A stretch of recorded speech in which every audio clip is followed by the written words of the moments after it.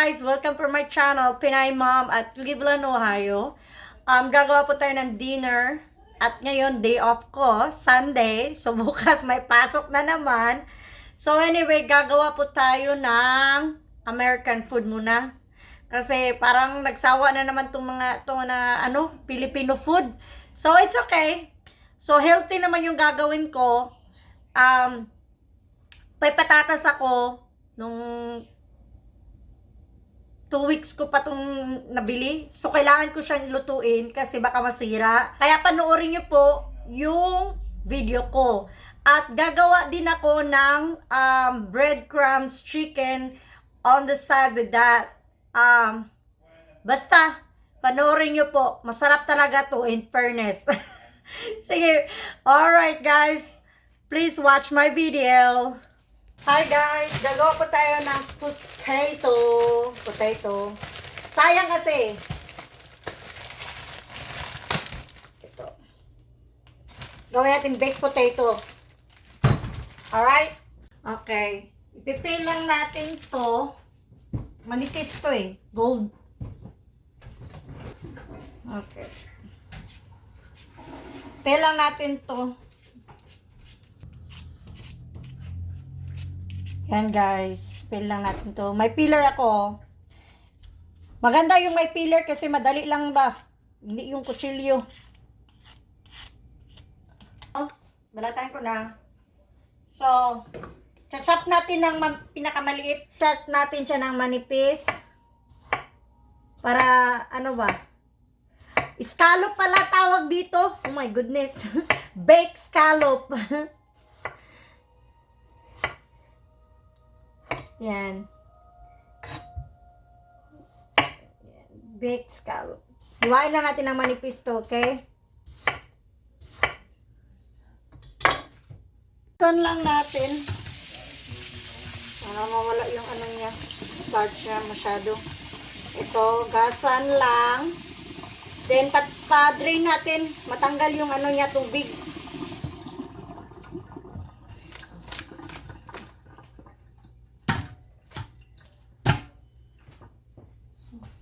Let's slice the onion. Maliit lang to na onion. Para to sa ano, sa sauce.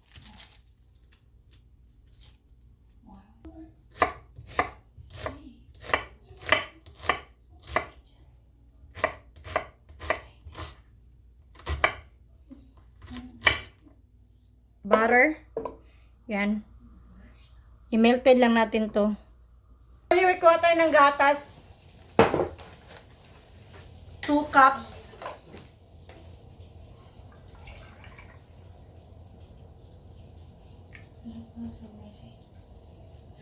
Two cups of milk.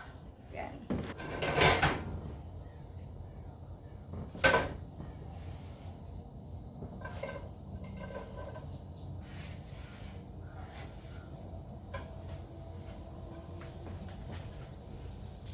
Hinalo ko na yung ano, yung onion. I-caramelize lang natin to. Yan.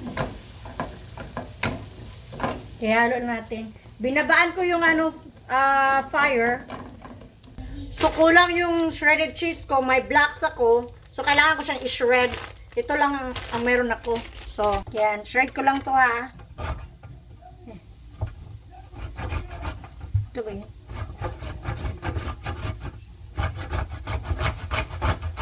Shred ko lang to saglit. So, ayan. Na-shred ko na.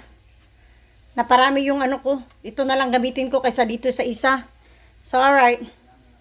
Ayan, nag-caramelize na yung ano.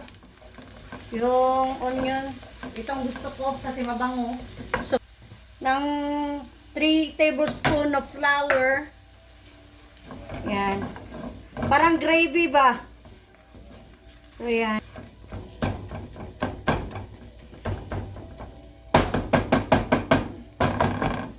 Add a milk.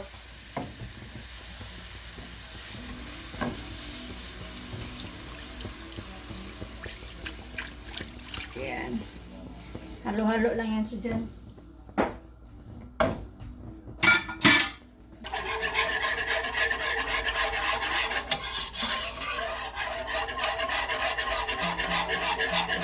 Cheese.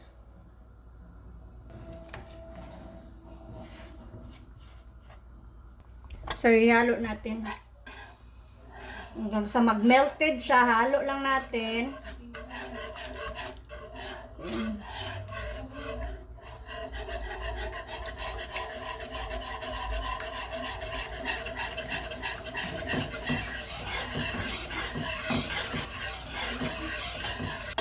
Ito, pwede na to siya. Nag-take na siya. Let's add a salt.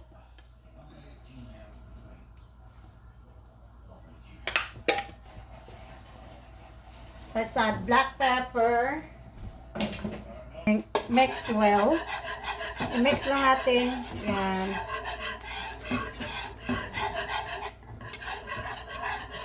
Let's add, I think spray. I have butter spray. Para hindi siya dumikit.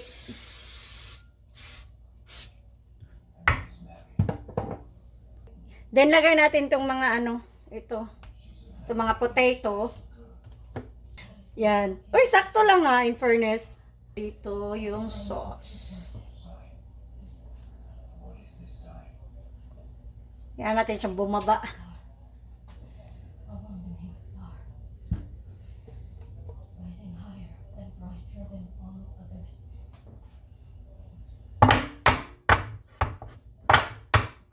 Yung chicken, ipapound lang natin to. Nagustuhan kasi ng yung asawa at anak ko yung pound chicken na may breadcrumbs. So, tatlo. Lagyan natin ng plastic wrap para hindi magtalsikan. Yan. Yan, na-pound ko na lahat siya. Yan. So, pwede na to. Lagyan natin ito.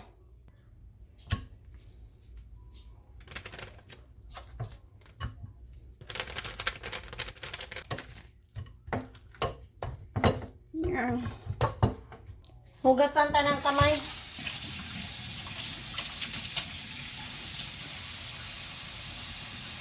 Huwag tayo ng itlog. Then add milk.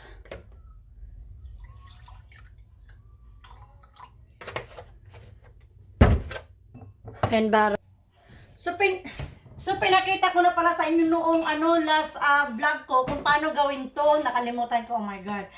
Ang dami ko niniisip, my goodness. So, yun na nga, ang procedure niya.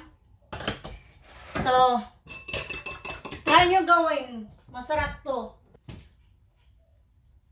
Dito sa Amerika, hindi talaga pwede mawawala yung black pepper. Kasi, lahat ng pagkain, nilalagyan talaga nila ng black pepper. Hindi sila gumagamit ng ng betchen, Ajinomoto, ganun. Glutamate, lang talaga, black pepper lang talaga ang nilalagay nila sa ulam. Pero yung mga Asian, yun, ang mahilig gumagamit ng Asian, ang mahilig gumagamit ng black, yung betchen. Dito wala talaga, hindi pwede. Kasi, sabi ng chef ko, nakakasira daw yun sa katawan. Sabi niya, yung betchen, nakakasira talaga, lalo na sa mga buto. Kaya daw sumasakit yung mga buto, mga kasukasuhan. Kasi daw yung pagkain natin, nilalagay ng betchen ko is breadcrumbs, Italian style. Italian style siya kasi may herbs na siya, Italian herbs. Look, ang bango niya. Hindi ko na siya pwedeng lagyan ng Ay, wala. Iba yung niya. Pagka breadcrumb. Hindi pala yung panko. Piskot. Okay lang to. Bagong style na naman tayo. Yan. Naka-flour na yan siya. Lagyan ko dito. Yan. Panibagong, iba pala to. Pero pwede na rin to. Pareho lang din naman, breadcrumbs. Sunitin ko lang yung Hindi pa ako nakagamit. Ginagamit ko lang to pag sa sa meatballs at meatloaf. Pero ito hindi pa ako nakagamit niyan. Ito siya, oh, kakaiba. Try lang natin to. Babaan ko lang.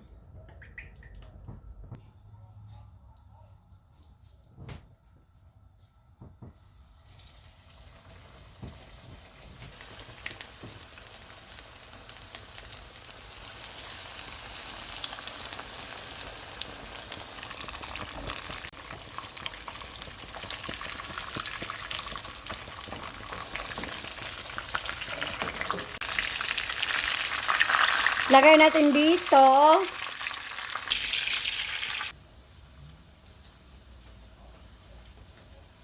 Yan.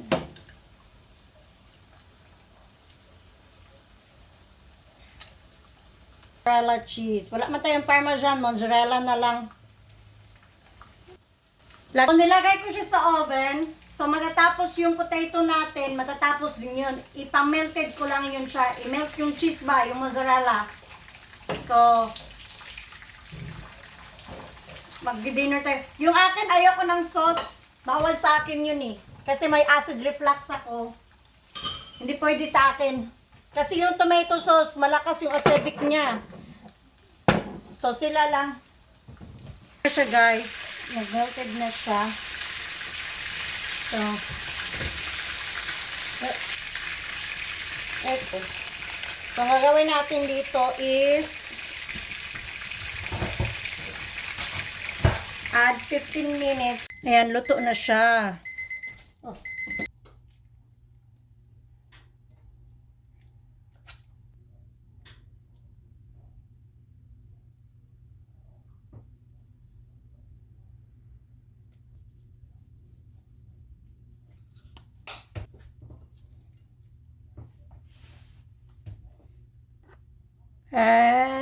There you go.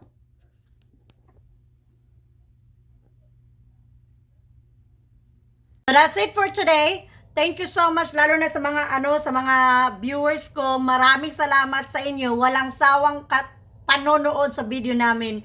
So, have a good night, guys. God bless you all. Thank you so much. Bye.